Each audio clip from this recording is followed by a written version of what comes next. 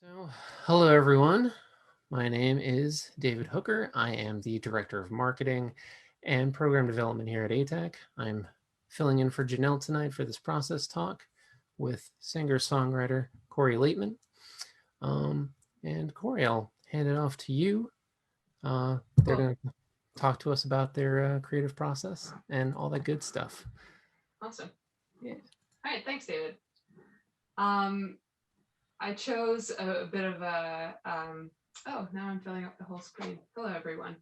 I'm Corey Laitman. I'm a singer-songwriter. I've performed at ātac before, and I know David through screens, and I've met Janelle in person, and she's lovely. So happy to be doing this.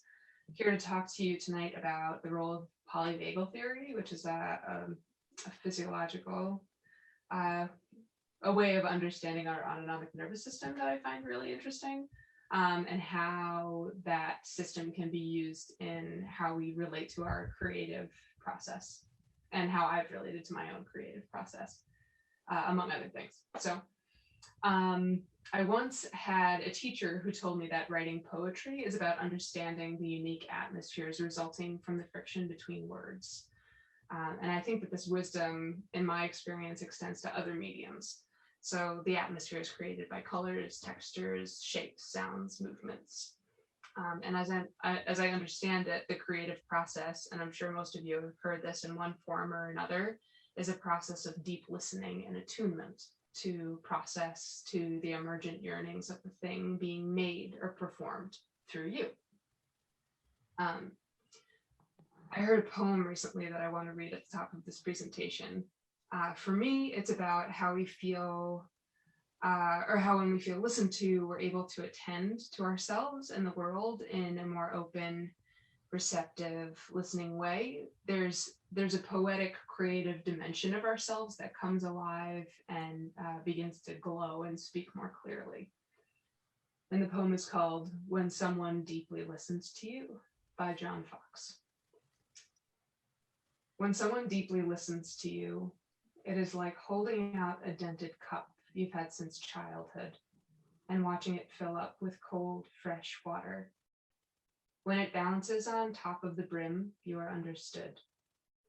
When it overflows and touches your skin, you are loved. When someone deeply listens to you, the room where you stay starts a new life, and the place where you wrote your first poem begins to glow in your mind's eye. It's as if gold has been discovered. When someone deeply listens to you, your bare feet are on the earth, and the beloved land that seemed distant is now at home within you. So that's When Someone Deeply Listens to You by John Fox. So in order to make creative decisions and come alive creatively, we have to be able to listen inwardly to ourselves. And all of these decisions obviously happen in the realm of the body. So where does polyvagal theory come into play in all of this? Well, I'll get to the larger structure of it in a minute, but I first want to mention that part of what polyvagal theory addresses is an activity of the body called neuroception. So neuroception, a term coined by this guy Stephen Porges, who's the person who developed the polyvagal theory, describes how our bodies are continuously scanning our environment for cues and clues about whether we are safe or in danger, and feeding that information back to our autonomic nervous system. Porges said, because of our heritage as a species, i.e. being lower on the food chain for much more of our evolutionary development than we are currently, neuroception takes place in the primitive parts of the brain without our conscious awareness. So in other words, just like our heartbeat, this process of neuroception is largely autonomic. We are not consciously aware that these evaluations and reactions are happening. In other words, we don't have to think we're scared for our bodies to act scared. And when we're scared, for many reasons, which we'll address, it's much harder to be based in consensus reality and to really listen to our environments and ourselves. Here I wanted to include a note on trauma. which is that our history obviously colors the way we experience and interpret events in the present. So, for example, if as a child you had a traumatic experience during a hurricane, while people around you without that history might experience gusting winds and rains as exciting or even peaceful while they're indoors, your nervous system, because of the way trauma imprints, might be primed to interpret these weather conditions as life-threatening, therefore activating the older survival-oriented branches of what's called the vagal complex, which I'll get into. So what polyvagal theory offers is a science to understand how the vagus nerve, which is one part of the autonomic nervous system that connects the brain to the heart, to the viscera or the organs of the belly, relates to our human ability to connect and communicate. So the vagus nerve is a very long wandering nerve that begins at the medulla oblongata, which is located in the lower part of the brain. It sits right just above where our brains connect with our spinal cord. The nerve runs the entire length of the body, and it boasts the largest distribution of all nerves within the human body. And there are two sides to this nerve. There's the dorsal, which is the back, and the ventral, which is the front. And the front side is split into two parts, the sympathetic and the ventral vagal. And these three cooperating systems dictate the quality of our heart rate, our breathing, our hearing, our facial muscles, our ability to vocalize and have facial nuance. And in the process of neuroception, both sides of the vagus nerve can be stimulated depending on what kind of input you're receiving from your environment. So the two older parts of the nervous system of the vagal complex, the parts that evolved first, had originally evolved to help us manage life-threatening situations. So the posterior nerve is called the dorsal vagal. And the dorsal vagal nerve is the oldest part of the autonomic nervous system. It governs all things below the diaphragm. It mostly interacts with your gut. And when it's functioning normally, it aids in processes like rest and digest. It also, however, is the seat of our most ancient defense mechanism.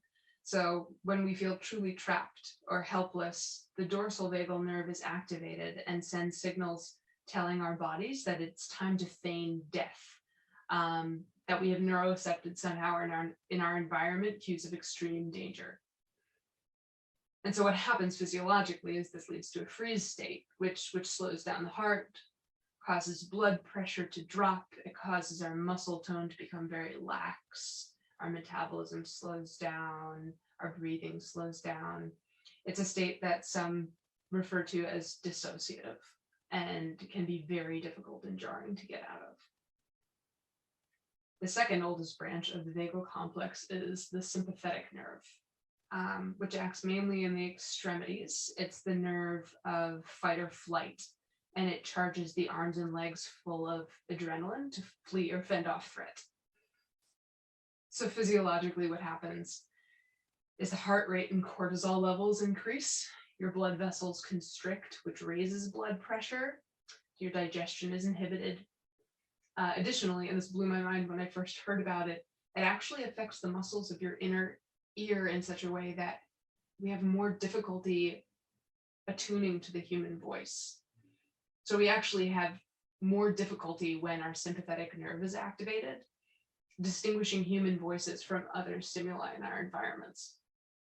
And in this state, whether we know it or not consciously, our bodies are convinced that we're in danger and are reacting accordingly, even if we're in no position to use the adrenaline and cortisol and energy that it's producing. And then the third part of this complex is the ventral vagal complex, which is the newest part of this bundle of nerves, and it's split off from the sympathetic nerve. And this is the nerve that interacts most with the muscles of the face, and it attaches and anchors down in the heart space. And when this nerve is activated, it means we've neurocepted cues from our environment that we're safe. And so we feel calm, and anchored and connected and safe and engaged. And it's only in this state that we're able to feel safely and securely socially connected. So this woman, Deb Dana, who's a clinical therapist who's sort of mainstreamed polyvagal theory, has a saying that goes, story follows state. And what she means by this is that if the body has neuroceptive cues of danger and is in a sympathetically or dorsally activated state, we could be sitting in a room full of people we know, family, close friends, or even alone, and feel on the level of the body quite threatened and mobilized for danger. And the way our mind reconciles this feeling in the body is to create a story around it, because that's what we do. We're meaning-making animals.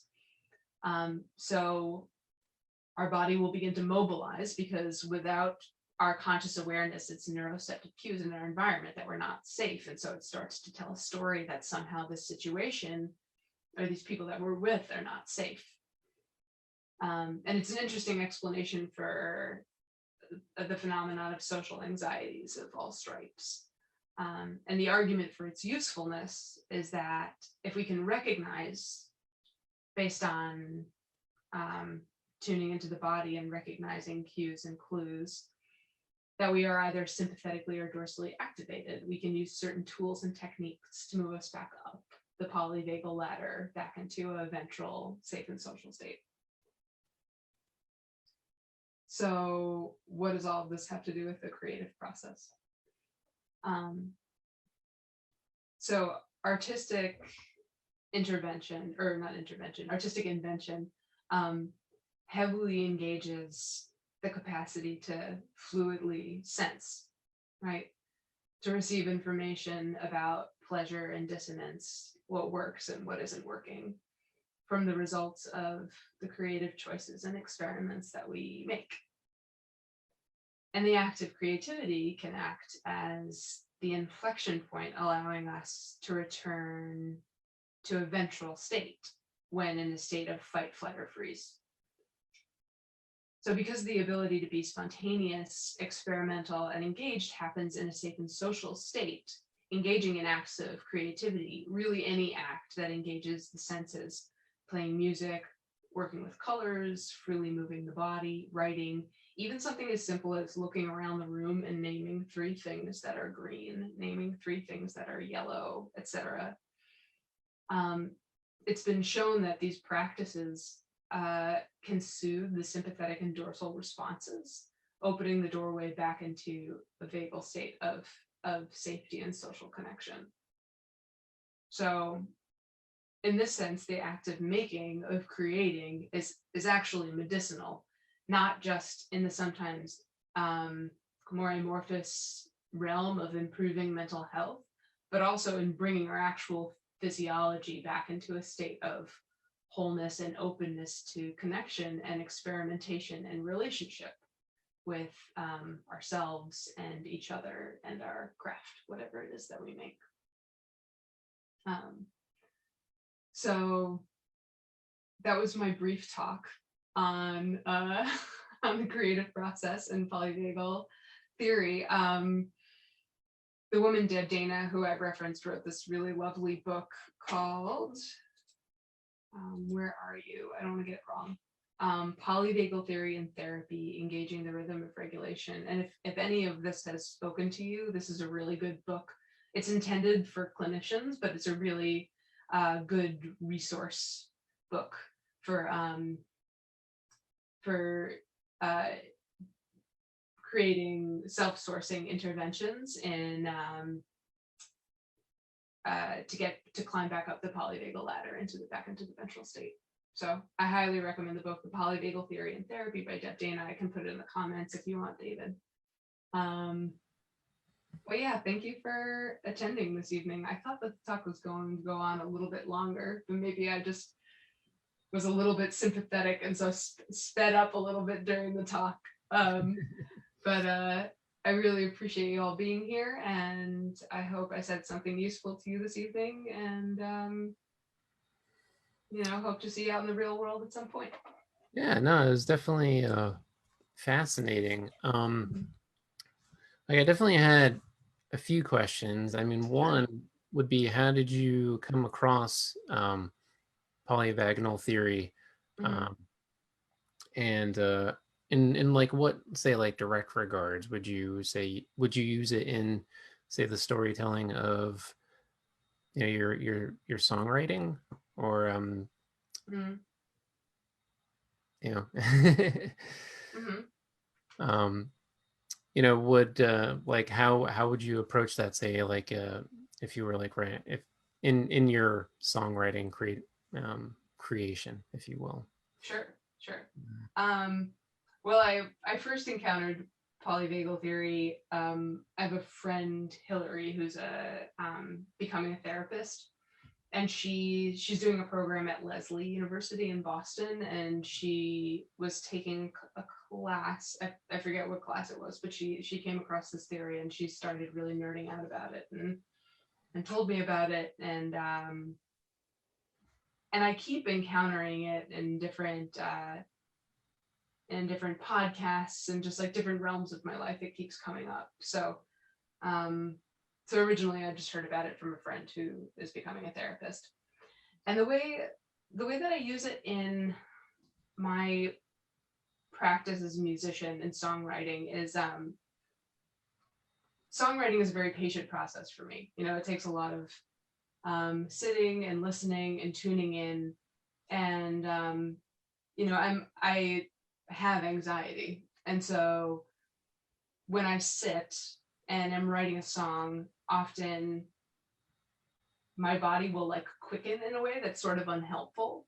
And I will feel restless or impatient or frustrated. And when I realize that's happening, um, it helps me somehow to remember that like, oh, this isn't some like amorphous sort of like characterological thing that's happening. Like there's actually something happening in my body that if I like breathe very deeply, I might be able to relax.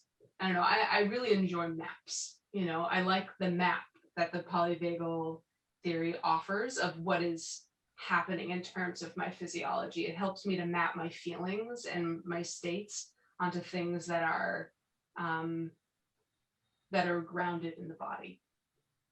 It helps the whole thing feel a little bit more contained and less overwhelming.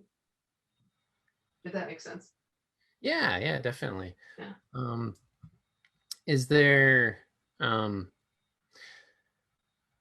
do you try to shoot for say like a particular aesthetic? I know you were saying a artistic convention, for example. Mhm. When you were talking about like say point all the colors in a room that are green or blue or something like that. I and how the act of that creation calms you. You know, Mhm. it kind of reminded me of like Picasso's blue period, or red period, how he Sure. focused on like these particular colors and stuff like that, Mhm. to really like kind of get through an emotional state. You Right. find yourself doing something similar like that, like you focus on like a particular thing, um, maybe say with a song or maybe in other practices that you do, to really invoke that polyvagal uh, system, if you will. Mhm. Um, yeah, I think I do. I mean, nothing as like totally immersive as obviously like what Picasso did with his blue period. Um, but I do find it helpful to, um, yeah, I do find it helpful to like concentrate on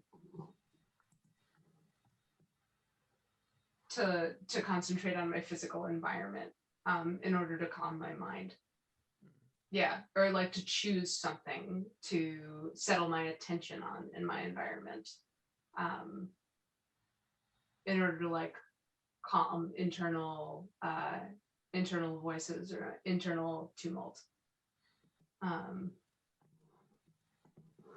yeah, yeah, I guess does that address I'm trying to think of like other angles that I could come at this question with. Mhm. I do think so. I'm talking about like creating the conditions for creativity, basically, is Okay. what this talk was more about. It was less about like the actual process of creating and more about creating the conditions that are ripe for creativity. Gotcha. Uh, Okay. and so this theory isn't so. I mean, I'm not like thinking about polyvagal theory as I'm like writing a song. That's generally like not what I'm focused on. Mm.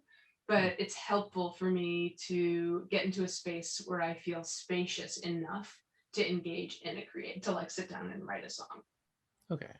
So if I'm feeling super activated or anxious or full of difficult stories, um, it's helpful for me to realize that like, oh, something is happening in me right now.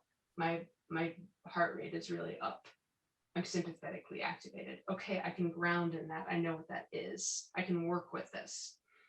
I can take a deep breath. I can move my body around. I can start playing guitar. And just like knowledge is power, even just knowing that my sympathetic nerve is activated and to know that like some part of my body thinks it's in danger and to be able to reassure it like, oh no honey, you're not in danger, actually Mhm. you're sitting in your room, you're totally fine right now.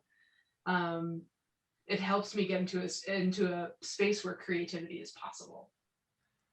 Gotcha. So does that make sense? Yeah, yeah. From the way you're describing it now, it's like a hierarchy of needs type of a Mm-hmm. thing, you know, Right. like calm down the mind and the body to focus on creating from there. Right. Yeah. All right, Yeah, cool. exactly. Right on. Right Yeah. on. Mm-hmm. Um, so let's see. Let's see if we have any questions in the Facebook world. Sure. Yeah. Nope. No one yet. No one in the Zoom. So, well, I guess we'll wrap it up. That is Cool.